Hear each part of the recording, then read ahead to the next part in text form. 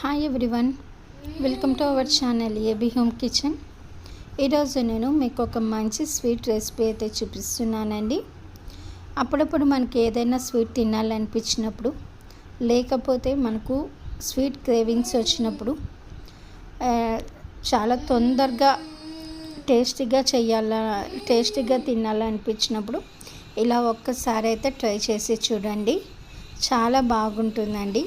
అది కూడా అన్నీ కూడా ఇంట్లో ఉన్న వాటితోనే ఈజీగా చాలా తొందరగా చేసేయచ్చు ఈ స్వీట్ అనేది. ఈరోజైతే ఈ వీడియోలో మీకు నేను ఈ రెసిపీ ఎలా చేయాలనేది, ఈ బ్రెడ్ హల్వా ఎలా చేయాలనేది చూపిస్తానండి. ఫస్ట్ అయితే ఇక్కడ 3 నుంచి 4 స్పూన్లు అయితే ఒక ప్యాన్ తీసుకొనేసి నెయ్యి అయితే వేసేసుకోండి. నెయ్యి ఎక్కువ వేయడం వల్ల ఈ బ్రెడ్ హల్వా టేస్ట్ అయితే చాలా బాగుంటుంది. నా దగ్గర ఒక 5 స్లైసెస్ బ్రెడ్ అయితే ఇంట్లో ఉందండి. అప్పటికప్పుడు నేను ఇంట్లో ఏముంది అనగా చూడగా బ్రెడ్ అయితే నాకు అవైలబుల్ ఉంది. అందుకే నేను బ్రెడ్ హల్వా అయితే చేసేసాను. వీటిని మంచి గోల్డెన్ బ్రౌన్ వచ్చేంత వరకు బాగా నెయ్యిలో వేయించుకోవాలి.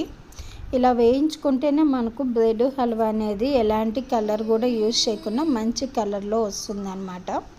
ఇప్పుడు ఇవి బాగా బ్రెడ్ అయితే మంచి కలర్ వచ్చినాక తీసి పక్కన పెట్టేయండి.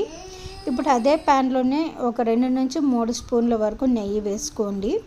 ఇలా నెయ్యి వేసుకున్నాక నెయ్యి కొంచెం బాగా మెల్ట్ అయ్యి వేడెక్కాక ఇప్పుడు ఇందులో నేను కాజును అలాగే కిస్మిస్ కూడా వేసుకుంటున్నానండి. ఈ 2 కూడా వేసుకొని కొంచెం బాగా కలర్ జీడిపప్పు కలర్ వచ్చేంత వరకు వేయించి పక్కన పెట్టుకుంటున్నాను. ఇప్పుడు ఇంకో ప్యాన్ పెట్టేసి ఇందులో నేను ఒక 50 గ్రామ్స్ వరకు షుగర్ అయితే తీసుకున్నానండి. నేను చాలా తక్కువ క్వాంటిటీలో షుగర్ తీస్తున్నాను, ఎందుకంటే మేము షుగర్ ఎక్కువ తినాం కాబట్టి. ఇందులో వాటర్ కూడా ఒక గ్లాస్ వరకు వేసి అలాగే కొన్ని పాలు కూడా వేసానండి. ఇప్పుడు మనం వేయించి పక్కన పెట్టుకున్న బ్రెడ్ స్లైసెస్ అయితే ఇందులో వేసేయాలి.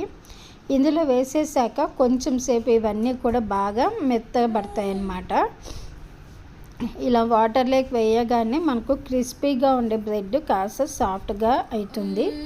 మూత పెట్టేసి ఒక 3 to 4 మినిట్స్ వరకు లో ఫ్లేమ్లో పెట్టేస్తే మనకు వాటర్ అంతా అబ్జర్వ్ చేసేసి బ్రెడ్ అంతా మనకు సాఫ్ట్గా కుక్ అవుతుంది అన్నమాట. ఇలా అయ్యాక మెత్తగా స్మాష్ చేసుకోండి. ఇప్పుడు మనం వేయించి పక్కన పెట్టుకున్న జీడిపప్పు అలాగే కిస్మిస్ కూడా ఇందులో వేసేసుకొని మొత్తం కూడా బాగా కలుపుకోవాలి. ఇలా కలుపుకోవడం వల్ల మనకు టేస్ట్ అనేది బాగా వస్తుంది. నెయ్యి ఎక్కువగా వేసాం కాబట్టి అంతా కూడా బాగా కలిసేలా కలుపుకొనేసి ఇప్పుడు ఒక 2 నిమిషాలు మళ్ళీ మూత పెట్టి ఇలా దగ్గర పడేంత వరకు చేసుకోవాలండి. ఇలా దగ్గర పడ్డాక ఇప్పుడు ఏముందండి, మనకైతే స్వీట్ అయితే రెడీ అయిపోయింది. ఇప్పుడైతే స్వీటు చాలా సింపుల్గా ఎక్కువ శ్రమ అనేది లేకుండా చాలా సింపుల్గా అయితే చేసేసుకున్నామండి. ఇంట్లో వాళ్ళకి ఇలా చేసి పెట్టండి, వాళ్ళైతే చాలా ఇష్టపడి తింటారు. అలాగే చాలా సింపుల్ రెసిపీ, టేస్ట్ కూడా ఉంటుంది. దీన్ని మనము వేడిగా అయినా తినచ్చు, లేదంటే ఫ్రిడ్జ్లో పెట్టుకొని అయినా చల్లగా సర్వ్ చేసుకొని తినచ్చండి.